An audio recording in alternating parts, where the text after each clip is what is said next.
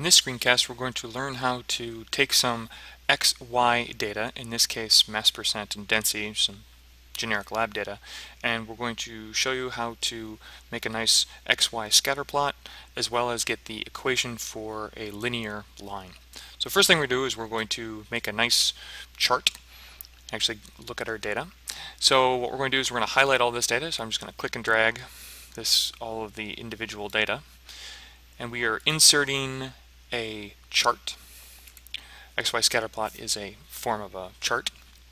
So if we go up here to charts instead of a graph, we actually are looking for an XY, it's called an XY scatter plot.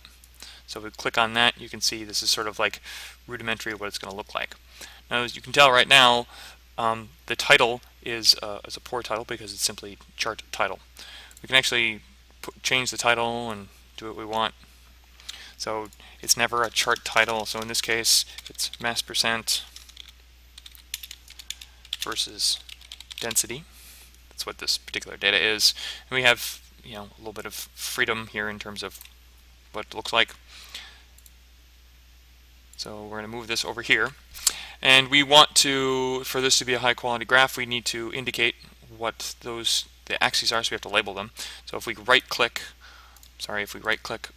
we have a whole bunch of choices to edit. So we can edit the title, we can edit the legend, we can edit the axes.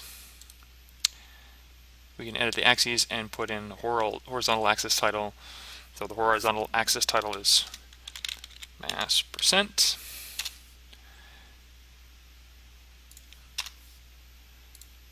And then if we again right click axis, left vertical axis title, we put in density. And in this case, we'd want to put in what the density units are, so it's grams per milliliter.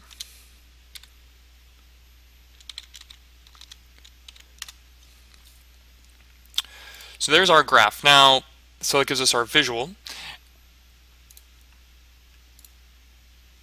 And then, of course, now what we need to do is we need to get the equation of this XY data, because we want to have the mathematical relationship between mass percent and density, because we know it's a line. So we need to figure out what that equation is. So again, we're going to have the spreadsheet do all that work for us.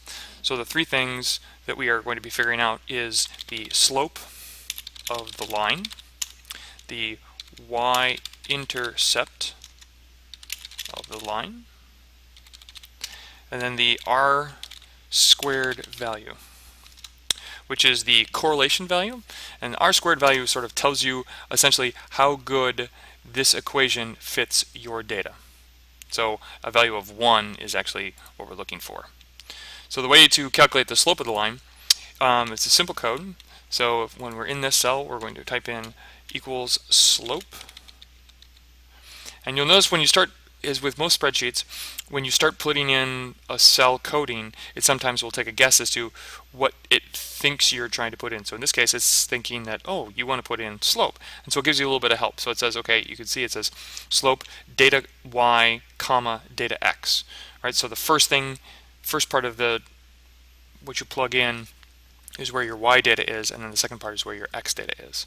So we're going to do that, slope, and then open parentheses. So again, remember we have to do the y data first, so it's density. So I'm going to click and highlight all this, and if you'll notice what's happening there in cell B28 as I click and drag, it's actually, that's the y range. So it's B4 colon B26, and then we have to do a comma, so that's our y data.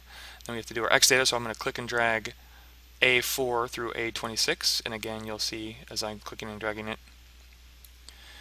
So there's the code, and then I have to close the parentheses. So what this represents is if we were to draw a line, the least squared fit of this line for this data, the slope of that line is 0.00399. Y-intercept is the code for that is simply equal inter, and again, just as with the slope, if I just type in the first couple of things, it says, oh, are you doing intercept? And say, well, yes, we are doing intercept. So it helps you out. So again, it's y data first, comma, x data, close the parentheses. So there's our y-intercept. And then we have an r squared value, And so again, that tells us how good our data is, and the code for that is the correlation coefficient. Right, so as you can see, returns the correlation coefficient between two sets of data. Data 1 is the first set of data, data 2 is the second set of data. So we're going to use the exact same codes as we did up here. So our data 1 is our Y data and our X data. So I click on that, and again, we highlight our Y data, comma, we highlight our X data, close the parentheses, and there it is. So as you can see, our R squared value is 0.947, was pretty close to 1, and that sort of makes sense because our data is actually relatively linear. So now what we can do is, the purpose of getting these equations is such that we can actually do calculations. So we now have, with these two numbers, the slope and the y-intercept, allows us to calculate, or to use that equation for a line. So for example, we know that mass, we can use this data, or use these actual numbers to calculate. Knowing the mass percent, we can then back calculate, or we can use density to calculate our mass percent.